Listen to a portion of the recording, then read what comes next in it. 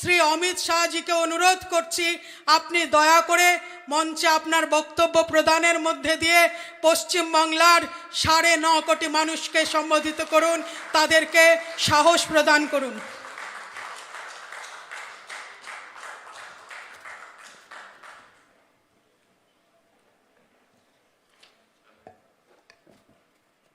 आज के जन संवाद कार्यक्रम में मेरे साथ मंच पर उपस्थित भारतीय जनता पार्टी के प्रदेश अध्यक्ष और सांसद श्रीमान दिलीप घोष जी,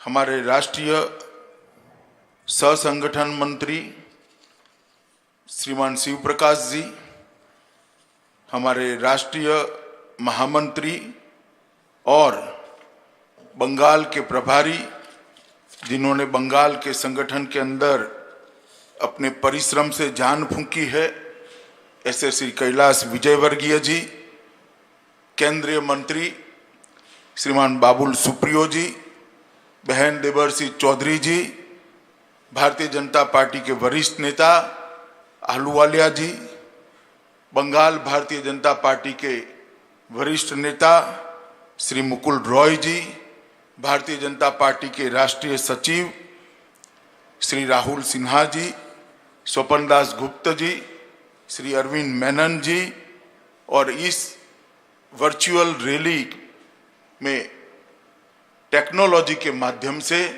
मेरे साथ जुड़े हुए करोड़ों देश और विदेश के बंगाल के नागरिक और भारतीय जनता पार्टी को मैं प्रणाम कर कार्यकर्ताओं को मैं प्रणाम कर मेरी बात की शुरुआत करना चाहता हूं। मैं आज बंगाल के साथ, बंगाल की जनता के साथ जन संवाद का ये जो कार्यक्रम है, वो कार्यक्रम में सबसे पहले बंगाल की पवित्र भूमि को प्रणाम करना चाहता हूं, जिस भूमि में रामकृष्ण परमहंस, श्री विवेकानंद जी, रविंद्रनाथ टैगोर, सुभाष चंद्र बोस, राजा राम मोहन रॉय, ईश्वर चंद्र विद्यासागर, प्रणवानंद जी, बंकिम बाबू, श्यामा प्रसाद मुखर्जी, बटुकेश्वर दत्त, सूर्यसेन, हरिचंद और गुरुचंद ठाकुर जैसे अनेक लोगों ने भारतीयता को, भारतीय संस्कृति को और बंगाल के संस्कार को न केवल भारत, दुनिया के अंदर उजागर करने का काम किया है। मैं सभी बंग भूमि के, जहां बंग भूमि ने जिन्होंने जन्म लिया, ऐसे सभी महानुभावों को प्रणाम कर मेरी बात करना चाहता हूं। आज सबसे पहले बंगाल के अंदर और देश में कोविड महामारी के प्रकोप से जिन्होंने अपनी जान गंवाई है और बंगाल के अंदर अम्फान साइक्लोन के कारण जिन लोगों की जान गई है, वो सभी की आत्मा की चिर शांति के लिए मैं प्रभु के सामने प्रार्थना करता हूं। साथ साथ 2014 से बंगाल के अंदर परिवर्तन के लिए राजनीतिक संघर्ष करते करते 100 से ज्यादा भारतीय जनता पार्टी के कार्यकर्ताओं ने अपनी जान गंवाई है। मैं बहुत संवेदना के साथ आज उस 100 कार्यकर्ताओं के परिवारों को सलाम करना चाहता हूं कि आपके परिवार का त्याग, आपके परिवार का बलिदान सोनार बांग्ला के निर्माण में एक महत्वपूर्ण पड़ाव है, इसका बहुत योगदान है। और जब भी बंगाल के अंदर परिवर्तन का इतिहास लिखा जाएगा, आपके परिजनों ने जो बलिदान दिया है उसको स्वर्णिम अक्षर से लिखा जाएगा। आज मैं देश भर के कोरोना वॉरियर को भी बड़े सम्मान के साथ सैल्यूट करना चाहता हूं, जिन्होंने अपनी जान को जोखिम में डालते हुए अन्यों की जान को बचाने के लिए कोरोना के खिलाफ लड़ाई लड़ने के लिए बाहर आए हैं।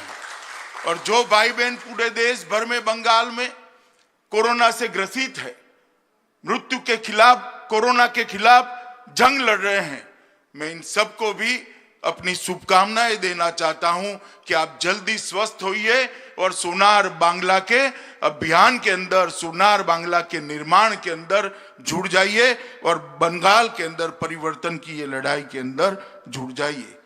मैं आज इस वर्चुअल रैली की कल्पना के लिए भारतीय जनता पार्टी के राष्ट्रीय अध्यक्ष और देश के प्रधानमंत्री मोदी जी दोनों को बहुत बहुत साधुवाद देना चाहता हूं, क्योंकि कोरोना की महामारी के समय जब सोशल डिस्टेंसिंग रखकर बात करनी होती है, उस वक्त टेक्नोलॉजी के माध्यम से जनसंपर्क और जनसंवाद का जो रास्ता नड्डा जी ने ढूंढा है, मुझे पूरा भरोसा है कि कोरोना महामारी भी भारतीय जनता पार्टी की संगठन की यात्रा को रोक नहीं पाएगी।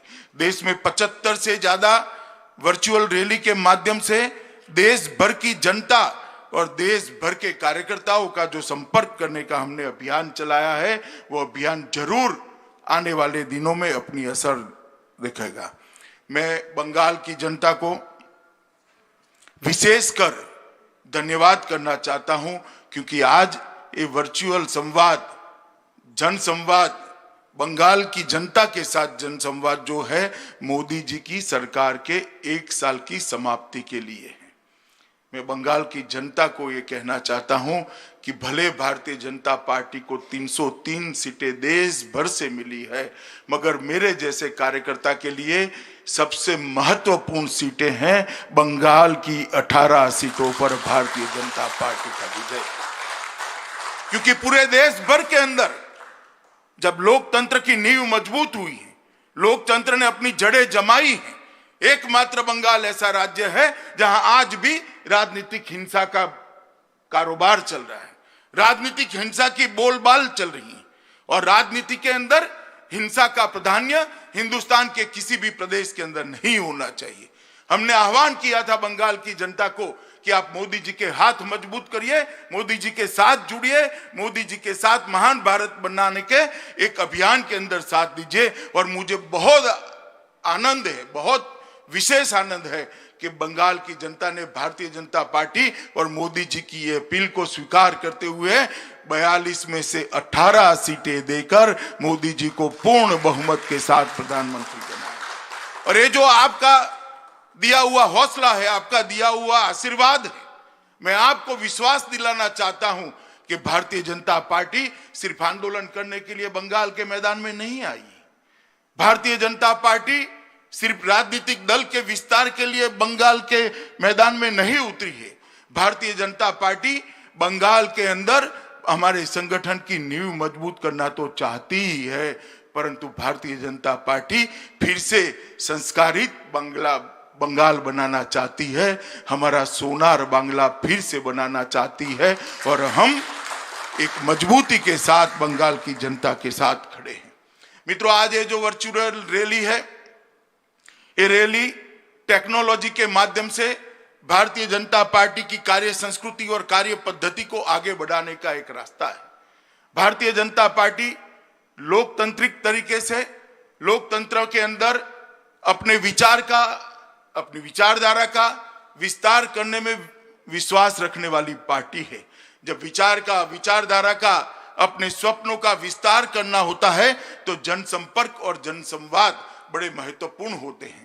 भारतीय जनता पार्टी का ये कार्य संस्कृति रहा कि जहां जहां जनादेश मिला, हमने हमेशा के लिए अपने हिसाब देने के लिए जनता के सामने हम जाते रहे। 1 साल हो, 2 साल हो, 3 साल हो, 4 साल हो, 5 साल हो, हम जनता के सामने गए और हमारा हिसाब दिया। हम वो दलों में से नहीं है जो 10-10 साल तक बैठते हैं फिर भी शिकायतें ही करते रहते हैं।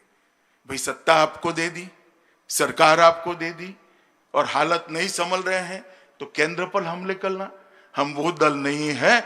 हम सत्ता जब मिलती है तब परिवर्तन करने में विश्वास करते हैं, और हमने जो किया है इसका हिसाब किताब देने में विश्वास करते हैं। कोविड के कारण जब 1 साल समाप्त हुआ तब हम सब सोचते थे कि क्या होगा इस बार, जनसंपर्क कैसे करेंगे, जनसंवाद कैसे करेंगे, जनता को हिसाब कैसे देंगे और जनता से इसकी इच्छा कैसे जानेंगे। मगर नड्डा जी ने एक अच्छा रास्ता निकाल दिया। ये मैं आज तीसरी वर्चुअल रैली के अंदर उपस्थित हुआ हूं। मित्रों, एक अद्भुत प्रयोग, सफल प्रयोग भारतीय जनता पार्टी ने किया है। जब भी जनसंपर्क और जनसंवाद के भारत का इतिहास लिखा जाएगा, ये वर्चुअल रैली के लिए एक चैप्टर जरूर लिखने वाले ने रिजर्व करना पड़ेगा, इसका मुझे विश्वास है। मैं आज जिस प्रकार से बंगाल भारतीय जनता पार्टी ने इस कार्यक्रम का आयोजन किया है, 70,000 से ज्यादा एलईडी स्क्रीन लगाए हैं, दुनिया भर के बंगाल के लोगों को जोड़ा है, इनके एसोसिएशनों को जोड़ा है।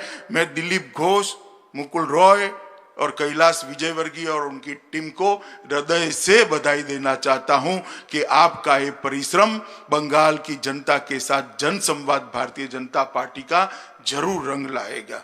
मित्रों, आज मैं जब आपके सामने उपस्थित हुआ हूं तब मोदी जी की सरकार का 1 साल समाप्त हुआ है, मोदी 2 का 1 साल समाप्त हुआ है।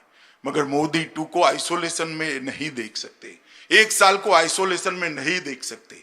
नरेंद्र मोदी जी 2014 में देश के प्रधानमंत्री बने और 2014 से 2019 में फिर से जनादेश प्राप्त किया और उसका 1 साल समाप्त हुआ। ये 6 साल भारत को हर तरीके से आगे बढ़ाने के 6 साल रहे हैं। ये 6 साल भारत की समस्याओं का समाधान करने के 6 साल रहे हैं। ये 6 साल भारत को दुनिया में सम्मान दिलाने के 6 साल रहे हैं। ये 6 साल 60 करोड़ लोगों के जीवन के अंदर परिवर्तन लाने के 6 साल रहे हैं। और ये 6 साल के अंदर स्केल भी बदला है और स्किल भी बदली है।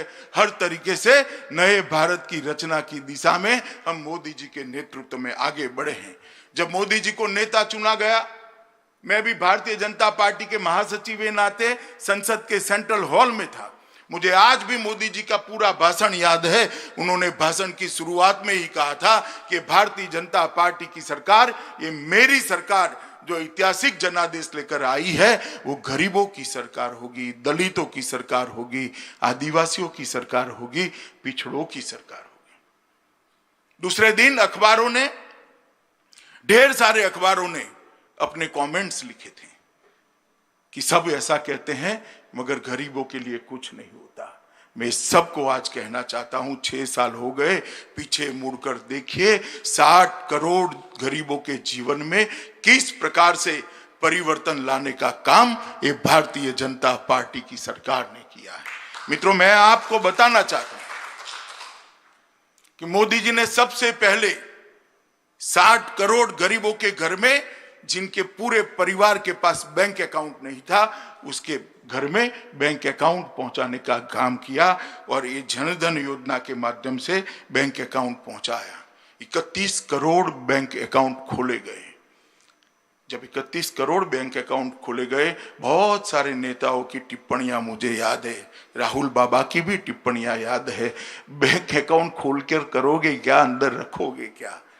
राहुल बाबा, जिसकी दृष्टि वक्र होती है उसको वक्र ही दिखाई पड़ता है। मैं सिर्फ आगे की बात नहीं करता, कोरोना के वक्त मोदी जी ने जो राहत भेजी है वो ही कहना चाहता हूं। 51 करोड़ लोगों के बैंक अकाउंट के अंदर 53 करोड़ों रुपया मोदी जी ने सीधा डीबीटी के माध्यम से पहुंचाने का काम किया है।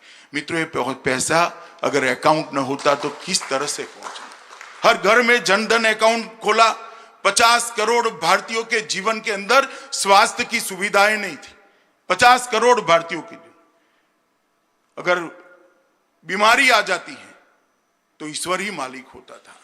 परंतु जब मोदी जी आयुष्मान भारत योजना लेकर आए, 50 करोड़ भारतीयों के जीवन में एक नया उजाला आया। 5 लाख रुपए तक का स्वास्थ्य का पूरा खर्चा आज नरेंद्र मोदी सरकार उठा रही है। और मुझे कहते हुए आनंद है, 3 साल से कम समय के अंदर लगभग 1 करोड़ भारतीयों ने अपने ऑपरेशन इस योजना के माध्यम से सफलतापूर्वक कराया है और एक भी पैसे का खर्चा उनको नहीं लगा है। ये बंगाल के सारे कार्यकर्ता ताली बजा रहे हैं, खुशी व्यक्त कर रहे हैं, मगर बंगाल को इसका फायदा नहीं मिलता है क्योंकि मोदी जी लोकप्रिय न हो जाए इसके डर से ममता दीदी आयुष्मान भारत योजना को बंगाल की धरती पर उतारना नहीं चाहती। मैं पूछना चाहता हूं ममता दीदी से, क्या बंगाल के गरीब का अधिकार नहीं है? क्या बंगाल के गरीब को अपने बूढ़े बाप का छोटे बच्चे की इलाज कराने का अधिकार नहीं है? आयुष्मान भारत योजना से बंगाली क्यों विमुख है? आपकी राजनीति करने के लिए बहुत सारे मैदान है ममता जी, कोई मैदान आप तय कर दो, कर लेंगे दो दो हाथ। गरीबों के अधिकार को आप क्यों रोक कर बैठे? और मैं आज बंगाल की जनता को कहना चाहता हूं, ये सरकार बंगाल के गरीबों के अधिकार को रोक कर बैठी। हम किसानों को पैसा भेजना चाहते हैं, किसानों की सूची नहीं मिलती। हम गरीबों को आयुष्मान भारत योजना के माध्यम से 5 लाख तक स्वास्थ्य का खर्चा देना चाहते। आयुष्मान भारत योजना बंगाल के अंदर लागू नहीं होती। किस प्रकार की व्यवस्था आप कर? राजनीति की भी एक हद होती है, और आप हमें कह रही है हम राजनीति कर रहे हैं। देश भर ने आयुष्मान भारत योजना स्वीकार ली, अंत में अरविंद केजरीवाल जी ने भी स्वीकार ली, मगर ममता दीदी आप क्यों नहीं स्वीकार रही हो? बंगाल की जनता आपको पूछना चाहती है, और मैं भी पूछना चाहता हूं। मगर मैं बंगाल वालों को आश्वस्त करना चाहता हूं, चुनाव समाप्त होने दीजिए। भारतीय जनता पार्टी के मुख्यमंत्री के शपथ के 1 ही मिनट के बाद आयुष्मान भारत योजना वहां पर लागू होगी। देश के अंदर गरीब के लिए गैस सिलेंडर एक स्वप्न था। गरीब मां, गरीब महिला, गरीब बच्ची टहनिया कंडा जलाकर अपने खाना पकाती थी, धुएं से त्रस्त हो जाती थी। नरेंद्र मोदी सरकार ने 8 करोड़ गरीब माताओं के घर में गैस का सिलेंडर भेजा, और 8 करोड़ घरों को धुएं से मुक्त करने का काम ये भारतीय जनता पार्टी की नरेंद्र मोदी सरकार ने किया है। मित्रों, मैं कहना चाहता हूं कि 8 करोड़ माताओं का आशीर्वाद आज नरेंद्र मोदी जी के साथ है। देश में आजादी के 70 साल के बाद 20,000 गांव ऐसे थे जहां पर बिजली ही नहीं थी। 2.5 करोड़ से ज्यादा घर ऐसे थे जहां लालटेन जलती थी। नरेंद्र मोदी जी ने दर्द को समझा कि 70 साल हो गए, लोकतंत्र के मायने ही क्या रह जाते थे जब 70 साल के बाद भी कोई गांव में बिजली का खंभा भी न हो, कोई घर के अंदर बिजली का बल्ब न लगे। मोदी जी ने योजना बनाई, सौभाग्य योजना। 2.5 करोड़ गरीबों के घर में मुफ्त बिजली का कनेक्शन पहुंचा, और धुएं की जगह अंधेरों को भी घर से बाहर निकालने का काम भारतीय जनता पार्टी के नेता और देश के प्रधानमंत्री नरेंद्र मोदी। देश के 2.5 करोड़ लोग ऐसे हैं, 2.5 करोड़ परिवार ऐसे जिन्होंने पहली बार बिजली देखी है। 10 करोड़ परिवार ऐसे थे जिनके घर में शौचालय नहीं थे। महिला हमेशा, घर की माताएं, बहनें, बच्चियां हमेशा शर्मसार होती थी। ये 10 करोड़ घरों के अंदर शौचालय पहुंचाकर ये महिलाओं को सम्मान देने का काम भारतीय जनता पार्टी की नरेंद्र मोदी सरकार ने किया है। 2.5 करोड़ लोग ऐसे थे जिनके पास घर नहीं था, अभी भी कुछ लोग हैं, मगर मोदी जी ने संकल्प किया है कि 2022 के पहले हर भारतीय को, हर भारत के नागरिक को हम एक पक्का घर देने का काम समाप्त कर देंगे। ये अभियान के तहत, प्रधानमंत्री आवास योजना के तहत 2.5 करोड़ लोगों को, 15 लाख लोगों को, 2.5 करोड़ लोगों को घर दिया। बंगाल के अंदर 15 लाख लोगों को घर दिया। बंगाल के अंदर 82 लाख लोगों को उज्ज्वला का कनेक्शन दिया। 7.5 लाख लोगों को बंगाल के अंदर बिजली दी, और 3.5 करोड़ लोगों के बैंक अकाउंट खोले गए हैं। ममता दी, हमारा आप हिसाब मांगती हो, मैं तो हिसाब लेकर आया हूं। आप कल जरा एक प्रेस कॉन्फ्रेंस कर आपके 10 साल का हिसाब दीजिएगा, और ध्यान से दीजिएगा, कहीं बम धमाकों की संख्या मत बता दीजिएगा, बंद फैक्ट्रियों की संख्या मत बता दीजिएगा, भाजपा के मार दिए कार्यकर्ताओं की संख्या मत बता दीजिएगा। हिसाब लाना है तो विकास का लेकर आइए। ममता दी, मैं आपको कहता हूं, कल आप हिसाब लेकर आइए। भारत का गौरव मोदी जी ने दुनिया के अंदर बढ़ाने का काम किया। एक साथ 100 से ज्यादा उपग्रह छोड़ने वाला दुनिया में सर्वप्रथम राष्ट्र भारत बना। जीएसटी, इतने बड़े लोकतंत्र के अंदर 130 करोड़ की जनसंख्या और इतने बड़े आकार के अंदर 30 से ज्यादा राज्यों के यूनिट के अंदर जीएसटी को सर्वसहमति के साथ लगाकर दुनिया का सबसे बड़ा बिक्री कर सुधार भारतीय जनता पार्टी की नरेंद्र मोदी सरकार ने किया। मित्रों, एक जमाना था जब यूपीए की सरकार यहां पर चलती थी, और यूपीए की सरकार चलती थी तब पाकिस्तान से हर रोज आतंकवादी घुसते थे, हमारे जवानों के सर काट कर ले जाते थे। दिल्ली के दरबार में कोई उफ तक नहीं करता था, माथे पर जूं नहीं रेंगती थी। आप लोगों ने नरेंद्र मोदी जी को 2014 में अधिकार दिया, भारतीय जनता पार्टी की सरकार बनी, उरी और पुलवामा में आतंकवादियों ने हमला किया, मगर इस बार स्थिति बदल गई थी। प्रधानमंत्री नरेंद्र मोदी थे, भारतीय जनता पार्टी की सरकार थी।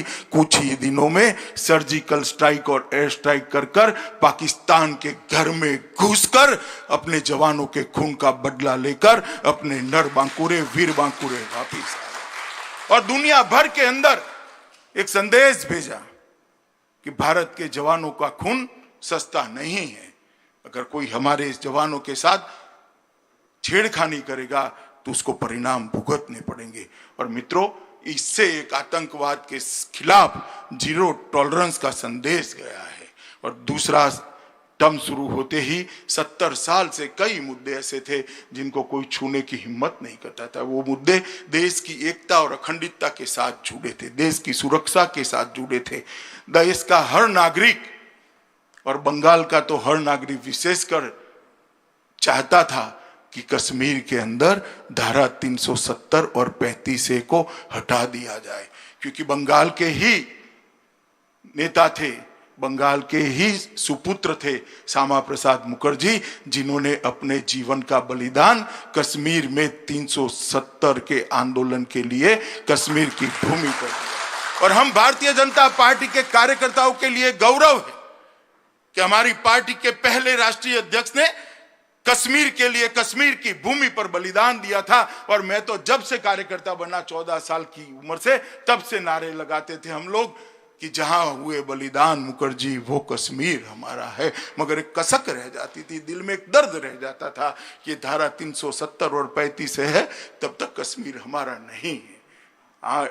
और मित्रों, मोदी जी ने अगस्त महीने में 2019 में संसद के अंदर बिल पारित कराया और धारा 370 और 35A को उखाड़ कर फेंक दिया और आज कश्मीर भारत माता का मुकुट बनी बना।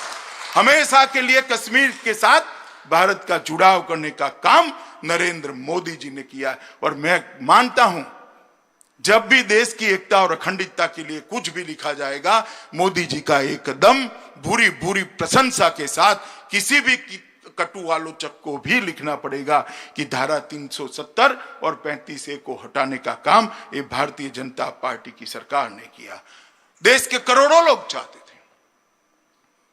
कि जहां श्री राम का जन्म हुआ वहां भव्य राम मंदिर बने। सब लोग चाहते थे। कई आंदोलन हुए, 150 साल पुराना केस समाप्त नहीं होता था। कांग्रेस सरकार की नीति थी केस को लटकाए रखो, तुष्टीकरण की राजनीति करते रहो, मसलों को उलझाते रहो, दंगे होते रहते हो। मोदी सरकार आई, सटीक आर्ग्यूमेंट्स कोर्ट के सामने रखे गए, परिणाम आया और मोदी जी ने अभी गत ही लोकसभा के सेशन के अंदर, लोकसभा के अंदर भव्य राम मंदिर के निर्माण के लिए ट्रस्ट की रचना की घोषणा कर कर राम मंदिर का रास्ता प्रशस्त कर दिया। और कुछ ही महीनों में आसमान को छूता हुआ प्रभु श्री राम का मंदिर, जहां श्री राम का जन्म हुआ था, उसी भूमि पर हम देख पाएंगे। मैं मानता हूं न केवल देश के बाहर रहने वाले करोड़ों लोगों के मन की श्रद्धा को नरेंद्र मोदी जी ने परवान चढ़ाया है। 3 तलाक का मामला था, फिर तुष्टीकरण की राजनीति, वोट बैंक की राजनीति, करोड़ों मुस्लिम माताओं बहनों को अन्याय होता रहा, सालों तक अन्याय होता रहा, इसको छूने की कोई हिम्मत नहीं करता था। सुप्रीम कोर्ट का आदेश आया था शाहबानू के केस में, कांग्रेस सरकार ने आदेश को पलटा, कानून लाए और ट्रिपल तलाक को चालू रखा। मोदी सरकार ने मुस्लिम माताओं और बहनों को, बच्चियों को अपना अधिकार देने का कदम उठाया और ट्रिपल तलाक को तलाक देकर संविधान के बाहर करने का। मित्रों, ये ऐसी ऐतिहासिक घटनाएं हैं जो हमारी राजनीति के अंदर, देश के लोकतंत्र के अंदर तुष्टीकरण की राजनीति करने वालों ने सालों तक नहीं की। मोदी जी ने एक झटके में ये किया है। और मैं बंगाल के लोगों को कहना चाहता हूं कि इतना ही बड़ा कदम है सिटीजनशिप अमेंडमेंट एक्ट। विभाजन के बाद करोड़ों लोग पड़ोसी देश से आए, शरणार्थी आए, 70 साल से वो वैसे ही रहते रहे, कोई कानूनी अधिकार नहीं, कोई पहचान नहीं, अपने ही देश में वो निराश्रित बनकर रहे। वहां तो परेशान होते ही थे, यहां पर भी परेशान हुए। अपनी सरकारों ने भी उनकी सुध नहीं ली क्योंकि तुष्टीकरण की राजनीति करनी थी। मित्रों, नरेंद्र मोदी सरकार आई, इसने करोड़ों शरणार्थी जो आए थे उनको सम्मान देने का भारत का वादा जो सन 47 में किया गया था उसको 2019 में पूरा किया और सिटीजनशिप अमेंडमेंट एक्ट लेकर आए और वो शरणार्थियों को नागरिकता का अधिकार दिया। मैंने ममता जी का चेहरा उस दिन देखा था, गुस्से से लाल बबूला हो गई थी, नाम देने की, बोलने की तमीज भी नहीं रही थी।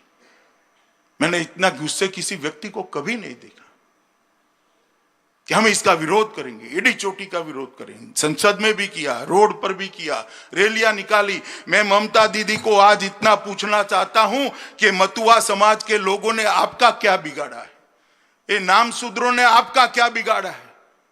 बांग्लादेश से जो बंगाली भाई आए हैं उन्होंने आपका क्या बिगाड़ा है? उनको नागरिकता मिले इसका आप क्यों विरोध कर रही हो? उनको सम्मान मिले उसका आप क्यों विरोध कर रही हो?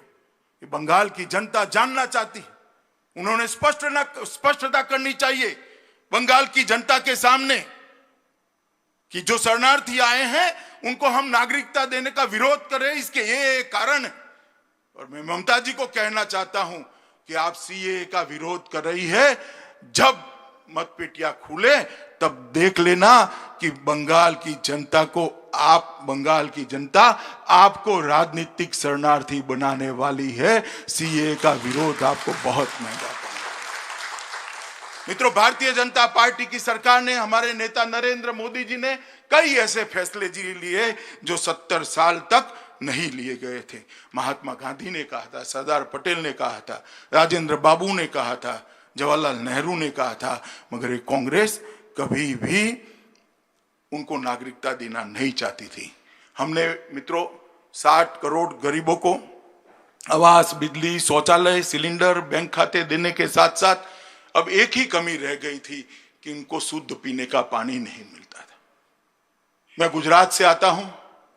पहले गुजरात 80 के दशक में गुजरात के कई क्षेत्रों में फ्लोराइड हुआ करता था, आज तो नहीं है। जल संचय अभियान मोदी जी ने चलाया और गुजरात के अंदर फ्लोराइड निकल गया है। परंतु उस वक्त मैंने देखा था कई युवा 25 साल की उम्र में उनके बाल सफेद हो जाते थे, उनकी हड्डियां टेढ़ी हो जाती थी। ये फ्लोराइड का असर उनको अकाल वृद्धत्व देता था और देश के 25 करोड़ लोगों को शुद्ध पीने का पानी आज भी भाग्य में नहीं है। नरेंद्र मोदी सरकार ने 2019 में सरकार बनने के बाद सबसे पहला काम किया, जल शक्ति मंत्रालय का गठन किया और जल शक्ति मंत्रालय के माध्यम से देश के 25 करोड़ लोगों को शुद्ध पीने का पानी पहुंचाने का संकल्प किया। और मैं बताना चाहता हूं सबसे ज्यादा लोग बंगाल का इसको फायदा होने वाला है। मित्रों, हमने दूसरा काम किया, प्रधानमंत्री किसान सम्मान निधि। राहुल बाबा जब चुनाव में घूमते थे, किसानों का ऋण माफ करो, किसानों का ऋण माफ करो। लोक लुभावन वादे करने में कांग्रेस का कोई स्पर्धा में जीत ही नहीं सकता। मगर मैं आज बंगाल की जनता को बताना चाहता हूं कि यूपीए ने 10 साल में एक बार किसानों का ऋण माफ किया। 3.5 करोड़ किसानों को 60,000 करोड़ रुपया माफ किया। वो कहते हैं, आंकड़े कुछ और है, मगर इनका दावा मान भी ले तो 3.5 करोड़ लोगों को 60,000 करोड़ रुपया आपने माफ किया। राहुल बाबा, ध्यान से मेरी बात सुनना जरा। और मोदी जी ने हर किसान को 6,000 रुपया देने की बात की। 9.5 करोड़ किसानों के बैंक अकाउंट में 72,000 करोड़ रुपया पहुंच गया है और हर साल 6,000 रुपया पहुंचने वाला। मगर फिर से बंगाल वाले आप ताली मत बताएं, क्योंकि किसानों का सूची जो राज्य सरकार ने केंद्र को देना चाहिए, ममता दीदी नहीं देती है। उनको डर है कि मोदी जी का 6,000 रुपया आ जाएगा तो मोदी जी लोकप्रिय हो जाएंगे। अरे ममता जी, राजनीतिक लड़ाई लड़ लेंगे, काहे को बंगाल के किसान को आप दुखी कर रही हो? वो बेचारे साइक्लोन का मारा हुआ है, कोरोना का मारा हुआ, उसको 6,000 रुपया चाहिए। आप क्यों बीच में रोड़ा बनी हो? एक सूची भेज दो। मैं आपको कहता हूं, विश्वास दिलाता हूं, शनिवार को सूची भेज दीजिए, हम सोमवार को पैसा भेज देंगे, हम तनिक मात्र देंगे। मगर इसमें आप राजनीति मत करिए, ऐसा मेरा कहना। हमने छोटे दुकानदार, असंगठित क्षेत्र के मजदूर और श्रमिकों के लिए पेंशन की योजना की, व्यापारी कल्याण बोर्ड का गठन किया, अलग से मछुआरा विभाग बनाया, जिसका सबसे बड़ा फायदा बंगाल को भी हो सकता है। और तीनों सेनाओं के बीच में अगर युद्ध आता है, आपातकाल आता है या रणनीति बनानी है, सैन्य की तैयारियां करनी है, सैन्य को सुसज्ज करना है, आधुनिकीकरण करना है, सब चीजों के लिए एक कोऑर्डिनेशन की बहुत जरूरत थी। चीफ ऑफ डिफेंस स्टाफ की योजना तो अटल जी के समय में बनी, मगर उसका इम्प्लीमेंटेशन नहीं होता था। 2019 में मोदी जी ने चीफ ऑफ डिफेंस स्टाफ का गठन कर दिया और आज सीडीसी काम कर रहे हैं और हमारी सेनाओं को आधुनिक करने का अभियान आज चल रहा है। 1 रैंक 1 पेंशन की मांग भी हमने पूरी कर दी। और आरसेप एक ऐसा संवाद, एक ऐसा अंतर्राष्ट्रीय व्यापारी समझौता मनमोहन सिंह जी ने जो शुरू किया था, अगर आरसेप हो जाता तो देश का छोटा व्यापारी, लघु उद्योग, छोटे उद्योजक और किसान, मछुआरे सभी परेशान हो जाते, बर्बाद हो जाते। जब ये बात मोदी जी के सामने आई तब आरसेप की मीटिंग में उन्होंने कहा कि मैं महात्मा गांधी की भूमि से आता हूँ, गरीब किसान, छोटे व्यापारी, छोटे उद्योजक को इनके हितों के खिलाफ मैं काम नहीं कर सकता, मेरे पशुपालक और मछुआरों के खिलाफ मैं काम नहीं कर सकता, इसलिए मेरी आत्मा मुझे परमिशन नहीं देती है कि मैं आरसेप पर दस्तखत करूं। और विनम्रता के साथ आरसेप से भारत बाहर हो गया और आज देश के करोड़ों किसानों को मदद करने का काम आरसेप के माध्यम से हुआ है। हमने आदिवासी भाइयों के कल्याण के लिए 400 नए एकलव्य स्कूल बनाए और इसके माध्यम से आज वो अपने जीवन को आगे बढ़ा रहे हैं। मित्रों, इसी 1 साल के अंदर कोरोना का संकट आया, वैश्विक महामारी आई। कोरोना का संकट आया तब मैं पहले क्या होता था बताना चाहता हूं। पहले भी कई आपदाएं आई हैं, कुदरती आपदा पहली बार भारत में नहीं आई है, कोई महामारी भी पहली बार नहीं आई। पहले महामारी आती थी तो सरकारें लड़ती थी, अच्छे से लड़ती थी, मैं ना नहीं कहता, ऐसा नहीं है कि हमारी सरकार ही अच्छे से लड़ी, पहले की सरकारें भी लड़ी, मगर फर्क ये था कि पहले सरकारें लड़ती थी। मोदी जी ने इस प्रकार से महामारी के खिलाफ देश को तैयार किया कि आज नरेंद्र मोदी सरकार तो लड़ ही रही है, सभी राज्य सरकारें भी लड़ रही है और साथ में 130 करोड़ की जनता भी महामारी के खिलाफ लड़ने के लिए एकजुट। ये नेतृत्व का प्रभाव होता है। जब मोदी जी ने जनता कर्फ्यू का आह्वान किया, दुनिया के लिए अचंभा था कि एक भी पुलिस के इंटरफियरेंस के बगैर 130 करोड़ के देश में कर्फ्यू कैसे हो सकता है। सबको आश्चर्य था। जब देश ने आह्वान को माना और देखा, कई टीवी चैनलों ने भी दिखाया कि रोड सुनसान पड़े हैं, कोई व्यक्ति घर के बाहर नहीं निकल रहा है। मैंने शास्त्री जी के बाद पहली बार देखा है कि किसी प्रधानमंत्री की अपील पर स्वयंभू रूप से 130 करोड़ लोग सेल्फ डिसिप्लिन तरीके से अपने घर के अंदर बैठे रहे। उन्होंने इससे एक सामूहिक मन बनाने का प्रयास किया। इसके बाद में कोरोना के खिलाफ घंटी बजाओ, थाली बजाओ, उसके बाद दिया जलाने का कार्यक्रम, उसके बाद कोरोना वॉरियर के सम्मान में तीनों सेनाओं ने पुष्प वर्षा करी। ये सारी चीजें कर कर मोदी जी ने एक राष्ट्र, एक जन, एक मन ऐसी अटूट श्रृंखला बना दी कि पूरा देश जैसे एक मन से कोरोना के सामने लड़ने के लिए खड़ा है। और उसी का नतीजा है कि देश, दुनिया के सबसे विकसित देश भी आज ये देखने आते हैं कि भारत कोरोना के खिलाफ कैसे लड़ा है। मित्रों, कई प्रकार से 130 करोड़ लोगों को मोदी जी ने एकजुट किया। कई सर्वेक्षण हुए हैं, कोई 84% लोगों को मोदी जी के साथ बताता है, कोई 94% लोगों को बताता है, मगर मैं कहता हूं आपके सर्वेक्षण गलत है। 100% 130 करोड़ की जनता आज नरेंद्र मोदी के साथ चट्टान की तरह खड़ी है।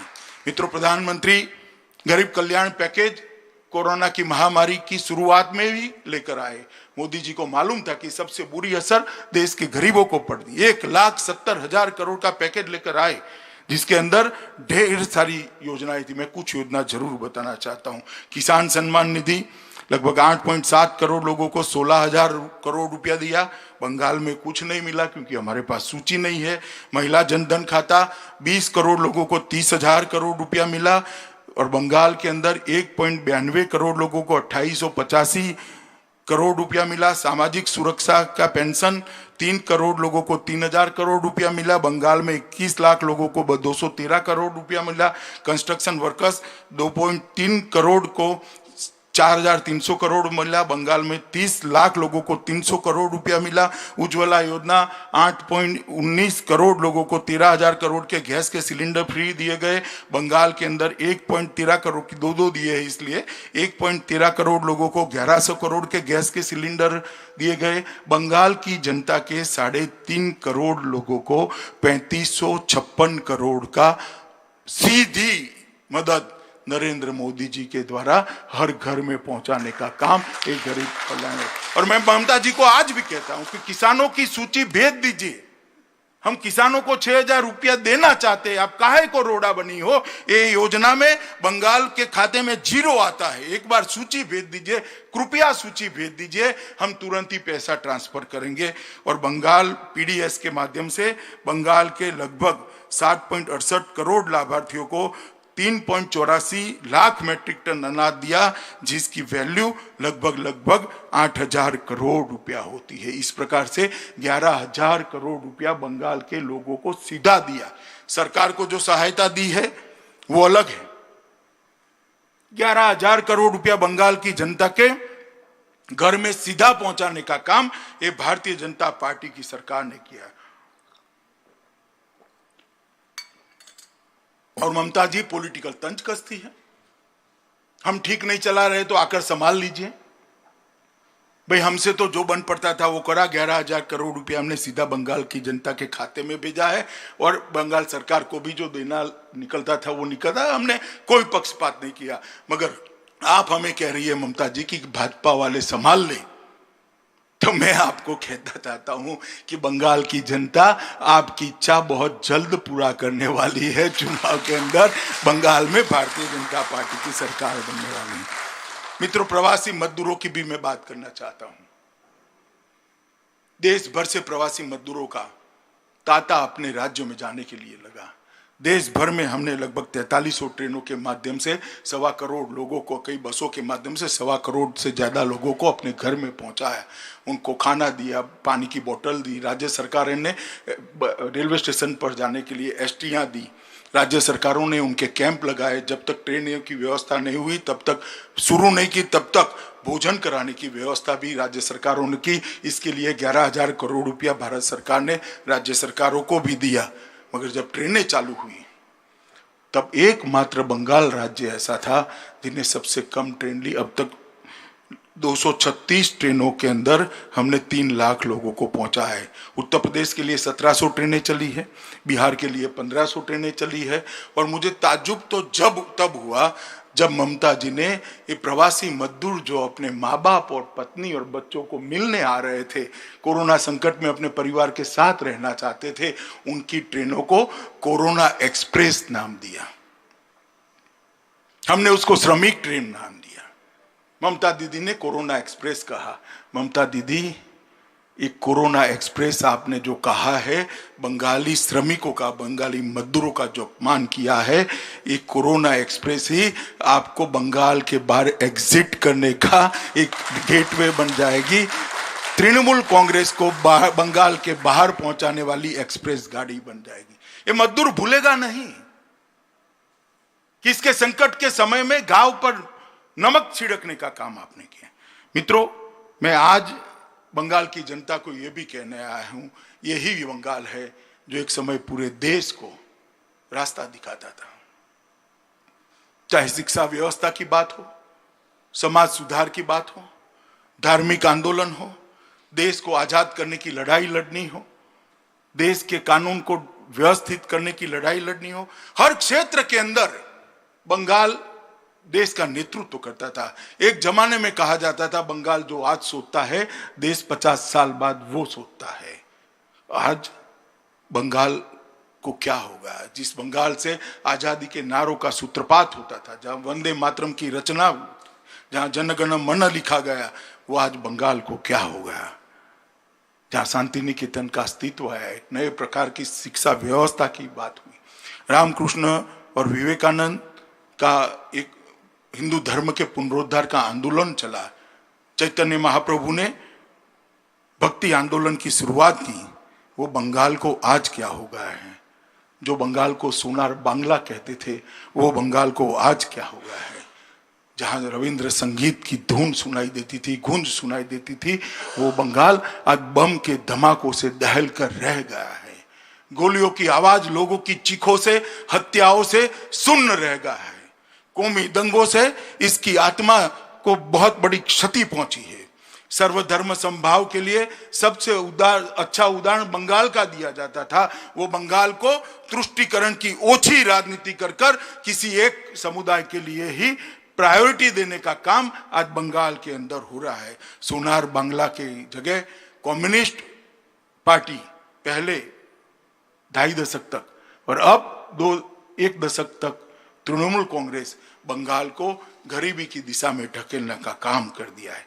भ्रष्टाचार, टोलबाजी, राजनीतिक हिंसा, सत्ता, स्वार्थ, सिंडिकेट, संपत्ति, ये 4S के आधार पर तृणमूल कांग्रेस ने कम्युनिस्टों को भी अच्छा कहलाई इस प्रकार का शासन किया है। मित्रों, मैं बंगाल की जनता को कहने आया हूं कि क्या राजनीतिक हिंसा कभी बंगाल का आभूषण बन सकता है क्या? राजनीतिक परिवर्तन का माध्यम हिंसा हो सकती है क्या? किसी की रैली न करने देना, किसी से बात। अब ममता जी अब क्या करोगी? चलो हम तो वर्चुअल रैली से बंगालियों से बात कर रहे हैं, अब आप क्या करोगी? रोड लोग रोक देंगे, हेलीकॉप्टर रोक देंगे। ममता जी, आप परिवर्तन को नहीं रोक सकती। मैं बंगाल की जनता को पूछना चाहता हूं कि भारतीय जनता पार्टी के 100 कार्यकर्ताओं पर जानलेवा हमले हुए, जाने गई, कई सैकड़ों कार्यकर्ता घायल हुए, ये लोकतंत्र है क्या? पत्रकारों पर फर्जी FIR लगाई जाती है, प्रचार माध्यमों को मजबूर किया जाता है कि पत्रकारों को निकाल दो क्योंकि वो दीदी के खिलाफ लीड रहे हैं। होमगार्ड को एक पार्टी की सेना बनाकर रख दिया। ये बंगाल को लोकतंत्र की दिशा में ले जाने की दिशा में बंगाल की जनता को पूछने आया। और ममता दीदी को मैं कहना चाहता हूं, ममता दीदी, हिंसा का कीचड़ जितना फैलाओगी, भाजपा का कमल इतना ही प्रदीप्त होकर बाहर। हम हिंसा से डरने वाले लोग नहीं है। बलिदान का मेरी पार्टी का इतिहास है। मेरे पहले राष्ट्रीय अध्यक्ष ने बंगाल के सपूत श्यामा प्रसाद मुखर्जी ने कश्मीर की भूमि पर बलिदान दिया है, संस्कार हमें दिया है। आप हमें रोक नहीं सकती, आप हमें दबा नहीं सकती। बंगाल की जनता से संवाद करने से हमें रोक नहीं सकती हो। मित्रों, और कितना भ्रष्टाचार, हा, भ्रष्टाचार की तो कोई सीमा ही नहीं रही। इतना भ्रष्टाचार कि मैं आपको गिनाते गिनाते थक जाऊं। ढेर सारे भ्रष्टाचार के किस्से मेरे पास है। वो सब तो ठीक है, मगर आप अम्फान, तूफान और कोरोना में भी अगर भ्रष्टाचार करते हो तो मुझे लगता है कि बंगाल की जनता आपको माफ नहीं करेगी। कानून और व्यवस्था की स्थिति पूरी चरमरा है। बीजेपी के सांसदों पर केस करते हैं, घर के अंदर बंद कर देते हैं, विधायकों को सेवा करने से आप रोक रहे हो, संपर्क करने से रोक रहे हो। ये लोग नहीं देख रहे क्या? हुबली, टोलिनापाड़ा, मालदा, वहां ऐसे संकट के काल में भी दंगे हुए, बम धमाके, घुसपैठ, गाय तस्करी, नारकोटिक्स की तस्करी, ये बंगाल के अंदर खुली छूट दे दी गई है। मित्रों, मैं आज बंगाल की जनता को कहने आया हूं, ये परिस्थिति को हमें बदलना पड़ेगा। और ममता दीदी के आर्थिक कुप्रबंधन ने बंगाल को बहुत पीछे धकेल दिया है। बंगाल जो सबसे बड़ा जीडीपी का कंट्रीब्यूटर होता था, वो आज बहुत पीछे पड़ गया है। बंगाल को आगे ले जाने के लिए सत्ता परिवर्तन की जरूरत है। आपने कम्युनिस्टों को इसलिए निकाला था कि बंगाल का विकास रुका था, मगर शायद आज बंगाल के बहुत सारे लोग मुझे कह रहे थे इनसे तो कम्युनिस्ट भी अच्छे थे। आपने कम्युनिस्ट को मौका दिया, कुछ नहीं हुआ। ममता को मौका दिया, कुछ नहीं हुआ। एक बार मोदी जी को और भारतीय जनता पार्टी को मौका दीजिए, हम सोना और बंगला बनाएं। और उदाहरण है, बिहार बीमारू राज्य माना जाता था, एनडीए की सरकार आई, आज बिहार विकास के रास्ते पर चल पड़ा है। मध्य प्रदेश बीमारू राज्य माना जाता था, आज मध्य प्रदेश विकसित राज्य बना है। छत्तीसगढ़ 24 घंटा बिजली पहुंच चुकी विकसित राज्य है। राजस्थान बीमारू राज्य माना जाता था, भाजपा को 10 साल शासन दिया, राजस्थान विकास के रास्ते पर है। और उत्तर प्रदेश सबसे बदहाल स्टेट माना जाता था, योगी जी की सरकार को अभी 3 ही साल हुए हैं, 3 साल में उत्तर प्रदेश विकास के रास्ते पर चल पड़ा है। जहां जहां भारतीय जनता पार्टी की सरकारें हुई, विकास का रास्ता प्रशस्त हुआ है। मोदी जी ने भी बंगाल के लिए बहुत सारा काम किया है। बंगाल को लगभग 764 किलोमीटर का राष्ट्रीय राजमार्ग दिया है। इसमें 10,000 करोड़ रुपया खर्च होगा। 2,500 किलोमीटर की ग्रामीण सड़कें 1200 करोड़ के खर्चे में। भारत बांग्लादेश सीमा समझौते से 68 साल पुराना बंगाल के विकास का रोड़ा हटाया। बंगाल की दुर्गा पूजा को यूनेस्को वर्ल्ड हेरिटेज टैग देने के लिए भारत सरकार ने सिफारिश की है। रेलवे बजट में 5,437 करोड़ का और 12,500 मेट्रो के लिए विशेष काम किया है। जनवरी 2015 में स्वामी विवेकानंद ट्रेन का शुभारंभ किया। केंद्रीय सहायता से पश्चिम बंगाल में हावड़ा, न्यू टाउन कोलकाता, मध्यम ग्राम सोलर सिटी, 3 सोलर सिटी विकसित किए जा रहे हैं। बनपुर स्थित सेल के इसको स्टील प्लांट का आधुनिकीकरण किया जाता है, क्षमता 3 गुना बढ़ेगी। लगभग सागरमाला के 41 प्रकल्प हमने शुरू किए हैं। और मैं कुछ आंकड़े भी देना चाहता हूं मित्रों कि मोदी जी की सरकार आई, उसके पहले मनमोहन सिंह जी की सरकार थी। 13वें वित्त आयोग में बंगाल को मनमोहन सिंह जी की सरकार ने 1,32,783 करोड़ रुपया, मैं फिर से रिपीट करना चाहूंगा, 1,32,783 करोड़ रुपया 5 साल में दिया था। और नरेंद्र मोदी सरकार ने 14 से 19 तक 5 साल के अंदर 4,48,214 करोड़। मगर मैं पूछना चाहता हूं, बंगाल का विकास हुआ है क्या? ये पैसे कहां गए? सिंडिकेट की भेंट चढ़ गए, टोलबाजी में चले गए। अगर ये विकास को नीचे तक पहुंचाना है तो मुझे लगता है कि हमें वहां परिवर्तन करना पड़ेगा। और ये परिवर्तन भारतीय जनता पार्टी ही कर सकती है और कोई नहीं कर सकता है। मित्रों, मैं आज इस वर्चुअल रैली के माध्यम से करोड़ों बंगालियों का आह्वान करना चाहता हूं कि कम्युनिस्ट और तृणमूल दोनों को आपने आजमाया है, एक मौका भारतीय जनता पार्टी को दीजिए। एक 5 साल की सरकार के बाद बंगाल में भ्रष्टाचार नहीं होगा, टोलबाजी नहीं होगी, घुसपैठ नहीं कर पाएंगे, परिवारवाद समाप्त हो जाएगा, बेरोजगारी समाप्त हो जाएगी, हिंसा बंगाल की सीमाओं के बाहर हम छोड़ कर आएंगे, आतंक बंगाल के अंदर घुस नहीं पाएगा। और बम की फैक्ट्री वाले जो है वो पहले ही जीत की काउंटिंग होते ही बंगाल छोड़ने के लिए अपना बिस्तरा बोरी उठाने का काम करें। इस प्रकार की बंगाल की रचना करनी है तो मोदी जी को अधिकार देना पड़ेगा, भारतीय जनता पार्टी को अधिकार देना पड़ेगा। मैं आज आपको एक हिंदी की मशहूर कविता दिखाना चाहता हूं, सुनाना चाहता हूं मित्रों। कुछ पंक्तियां जरूर पढ़ूंगा क्योंकि भारतीय जनता पार्टी वहां सिर्फ आंदोलन करने के लिए नहीं आई।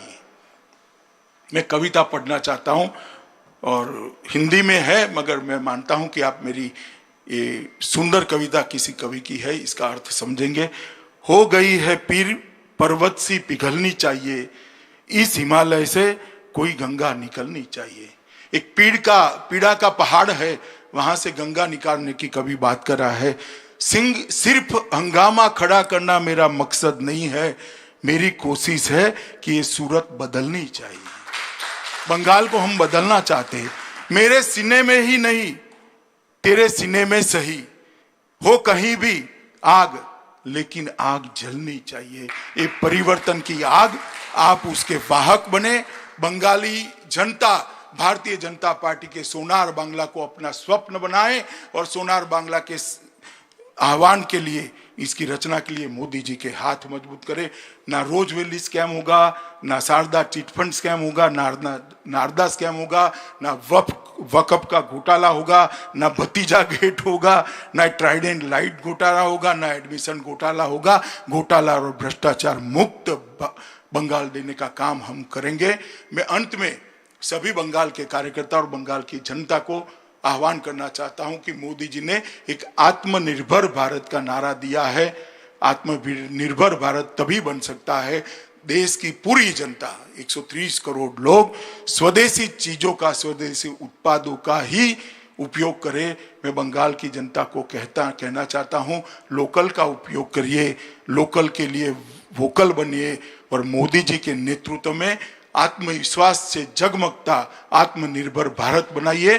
मोदी जी के नेतृत्व में सोनार बांग्ला बनाइए और आप सब इकट्ठा होकर एक ऐसा परिवर्तन करिए जो बंगाल को फिर से एक बार भारत का पथदर्शक बनाए। यही आप सबसे अभ्यर्थना है। भारत माता की जय।